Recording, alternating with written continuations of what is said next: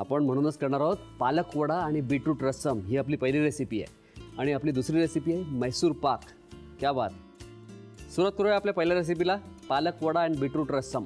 लागणारं साहित्य आहे उकडून घेतलेलं बीट, उडद डाळ भिजवून घेतलेली, नंतर शिजवलेली तूर डाळ, इथे घेतलं आपण पालक चिरून घेतलेला, नंतर ही कोकोनटची चटणी आहे, कांदा आहे बारीक चिरलेला, कोथिंबीर आहे, चिंचेचा कोळ आहे, हिंग, नंतर धणे भरड, इथे घेतले टोमॅटो, लसूण, काळी मिरी, हिरवी मिरची, मोहरी, कढीपत्ता, लाल मिरच्या सुक्या, साखर, हळद, लाल तिखट आणि मीठ.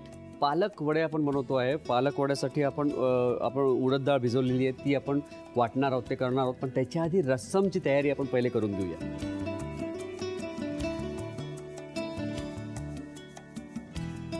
आता हे काय करणार आहोत आपण, रस्सम बीट रस्सम आहे, त्याच्यामुळे बीट अर्थात त्यात टाकणार आहोत आपण. पण मी बीट आधी उकळून घेतलेलं आहे आणि ते पाणी तसंच ठेवलेलं आहे, कारण की पाणी त्यात टाकल्यानंतर त्याचा रंग तसा येणार आहे. ठीक आहे. आता मी रस्समसाठी काय काय वापरणार आहे, मी इथे घेणार आहे लसूण आहे, काळी मिरी ती मी वाटून घेणार आहे. ताजी काळी मिरी अशी वाटलेली रस्सममध्ये खूप छान लागते, तर मी काळी मिरी कुटून घेणार आहे. खलबत्त्यात कुटल्यामुळे मसाल्यांचे, पदार्थांचे जे फ्लेवर्स आहेत ते बाहेर येतात.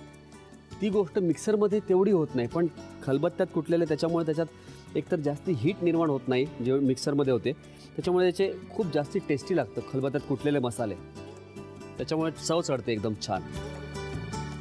आता आपण घेणार आहोत मोहरी. मोहरी तडतडली आहे, आता आपण टाकणार आहोत करी लिव्स, लाल मिरच्या,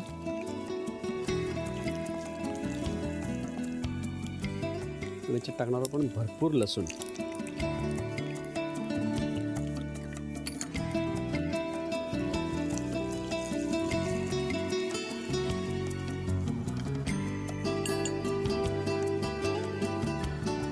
काळी मिरी पण टाकून घेतलेली आपण. वा, सगळ्याचा मस्त फ्लेवर यायला लागला आहे सगळ्याचा. टाकणार आहोत हळद आणि हे धणे थोडेसे मी रोस्ट करून घेतलेले आहेत आणि त्याला क्रश केलेलं आहे. 1-1.5 चमचा धणे टाकलेले आहेत.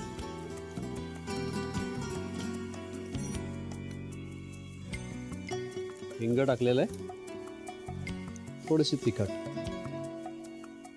त्याच्यात टाकणार आहे टोमॅटो.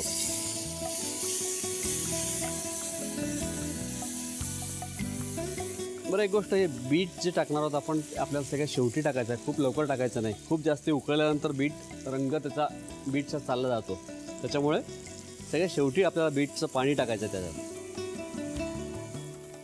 आता याच्यात टाकणार मी तूर डाळ,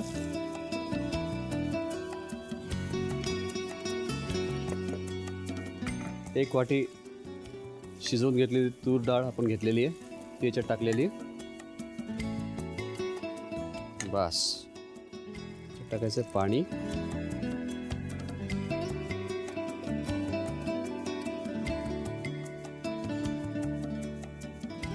याच्यात टाकायचा आपल्याला चिंचेचा कोळ,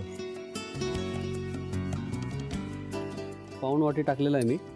नंतर बघू, जसं लागेल तसं अजून वाढवूया. मला वाटतं होऊन जायला पाहिजे. मीठ. आता याला उकळू द्यायचं आहे. तोपर्यंत एक काम करू आपण, हे उकळतं तोपर्यंत आपण वाटण करून घेऊया. जे आपल्याला वडे करायचे, पालक वडे, त्याच्यासाठी वाटण करून घेऊया. ही डाळ आहे, ही आपल्याला आता वाटून घ्यायची आहे आणि वाटल्यानंतर बाकीच्या गोष्टी त्याच्यामध्ये टाकायच्या.